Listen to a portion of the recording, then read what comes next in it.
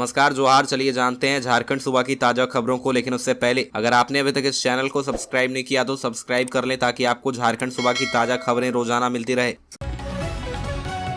सबसे पहली और बड़ी खबर, झारखंड के उत्कृष्ट विद्यालय में एडमिशन के लिए तारीख का ऐलान हो गया है। स्कूल ऑफ एक्सीलेंस में किसी प्रकार का कोई फीस या चार्ज नहीं लगेगा। यहाँ बिल्कुल फ्री में पढ़ाई होगी। वह SC, ST, OBC या जनरल किसी भी कैटेगरी के बच्चों के लिए सब कुछ फ्री रहेगा। यहाँ तक कि हॉस्टल का भी 1 रुपया भी चार्ज नहीं किया जाएगा। बता दें कि झारखंड के विभिन्न जिलों में खुले 80 उत्कृष्ट विद्यालय में एडमिशन की प्रक्रिया शुरू हो गई है, जिसकी सूचना शहर में लगे बड़े होर्डिंग के द्वारा सरकार बच्चों को दे रही है। शिक्षकों की भी डिप्यूटेशन की तैयारी जोरों शोरों से की जा रही है। इस बार शिक्षकों की नियुक्ति कॉन्ट्रैक्ट बेसिस पर नहीं बल्कि डिप्यूटेशन की प्रक्रिया से होगी। शिक्षा विभाग वेबसाइट के अनुसार फॉर्म जमा करने की अंतिम तारीख 15 मई है। वहीं 19 तारीख को चयन परीक्षा ली जाएगी और जो बच्चे इस परीक्षा में पास होंगे उसका मेरिट लिस्ट 22 मई को जारी किया जाएगा। पहले लिस्ट के आधार पर 23 मई से 8 जून के बीच बच्चे स्कूल में एडमिशन ले पाएंगे। नोटिफिकेशन के अनुसार परीक्षा सिर्फ पहले क्लास और 9वीं क्लास में एडमिशन के लिए होगा।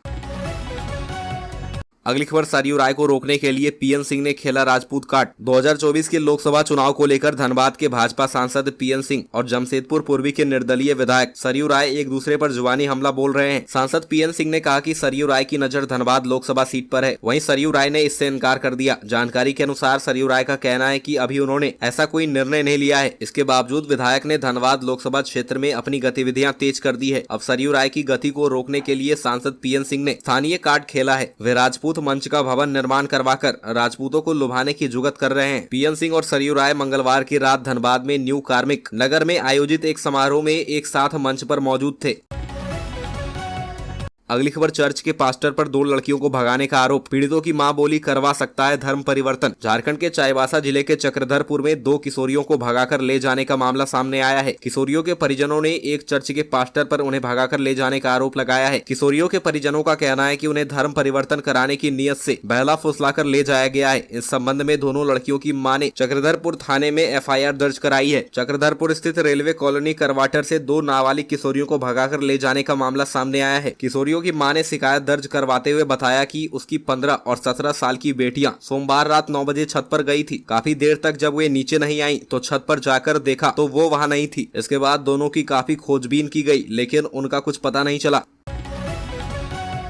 अगली खबर, CBSE 10th 12th result 2023 date को लेकर वायरल हो रहा नोटिस फर्जी। CBSE 10वीं 12वीं के परिणाम 2023 की तारीख का नोटिस सोशल मीडिया प्लेटफॉर्म पर वायरल हो रहा है। यह फर्जी है। CBSE के प्रवक्ता ने इस बात की पुष्टि की है। केंद्रीय माध्यमिक शिक्षा बोर्ड CBSE ने पुष्टि की है कि CBSE 10वीं 12वीं के परिणाम 2023 की तारीख का नोटिस फर्जी है। CBSE के प्रवक्ता ने पुष्टि की है कि विभिन्न सोशल मीडिया प्लेटफॉर्म पर प्रसारित नोटिस फर्जी है। फर्जी नोटिस के अनुसार CBSE कक्षा 10वीं 12वीं के परिणाम 2023 की घोषणा 11 मई 2023 को की जाएगी। नकली नोटिस में सभी विवरण हैं जो CBSE परिणाम आधिकारिक परिपत्र में हो सकते हैं।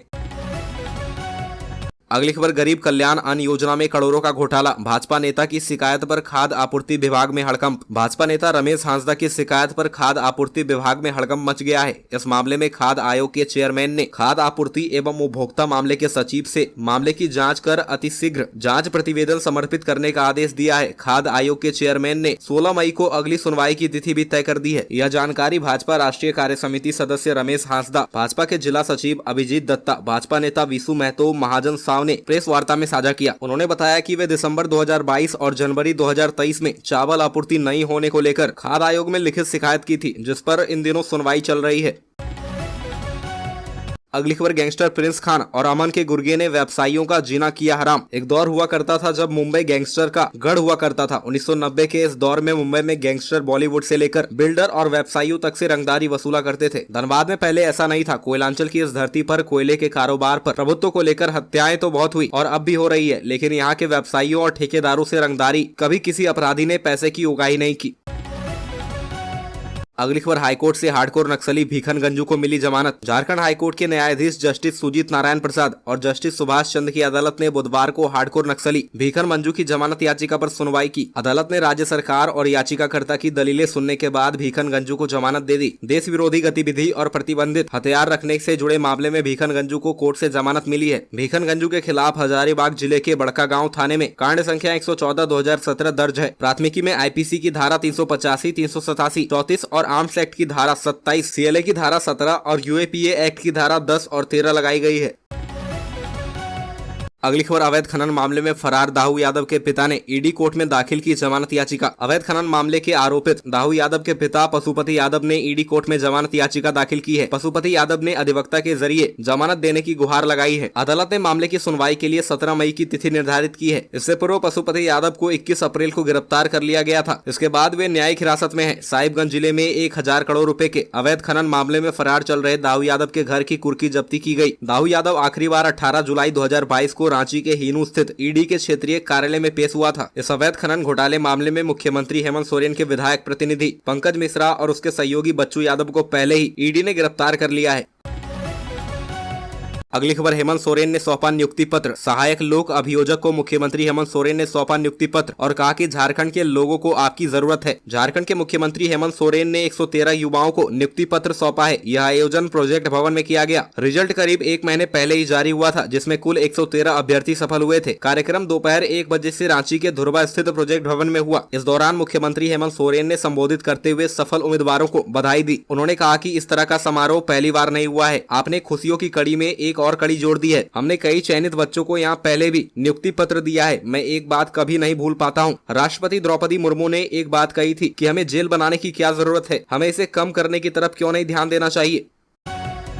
पहली बड़ी खबर, झारखंड मुक्ति मोर्चा विधायक लोबिन हेम्ब्रम ने कहा कि हूल दिवस के अवसर पर 30 जून को वो बड़ा विस्फोट करने वाले हैं।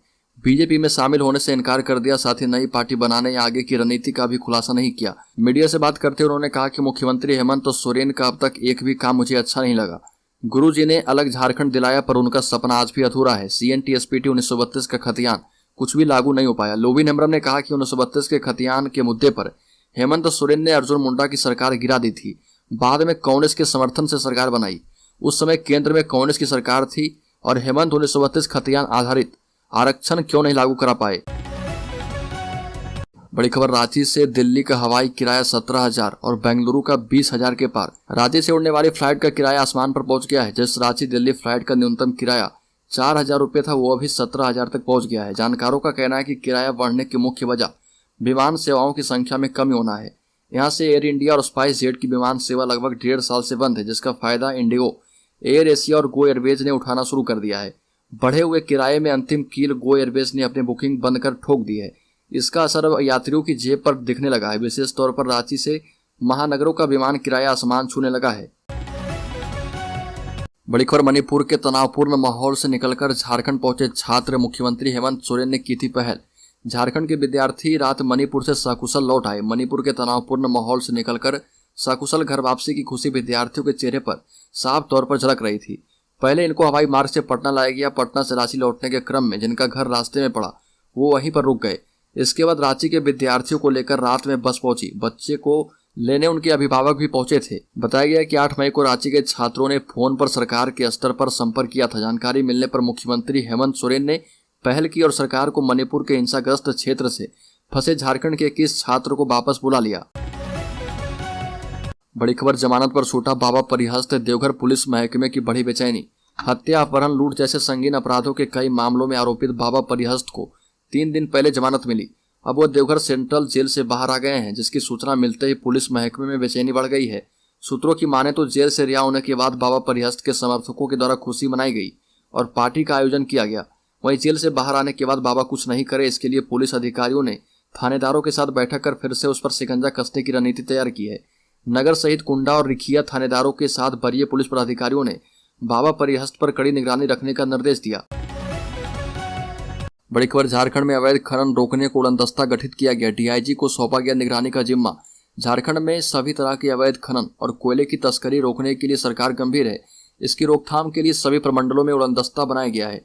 आपको बता दें कि झारखंड सरकार के खान एवं भूतत्व विभाग ने राज्य पुलिस मुख्यालय को अवैध खनन की रोकथाम के लिए प्रमंडलीय स्तर पर उड़नदस्ता के साथ संबंधित क्षेत्र में छापेमारी में समन्वय एवं सहयोग के लिए टीम की मांग की थी और इसी के मद्देनजर उड़नदस्ता बनाया गया। रेंज IG एवं DIG के अधीन प्रमंडलों में यह टीम संपत्ति मूलक अपराध, रंगदारी एवं अन्य अवैध कारोबार में संलिप्त अपराधियों के खिलाफ भी कार्रवाई करेगी।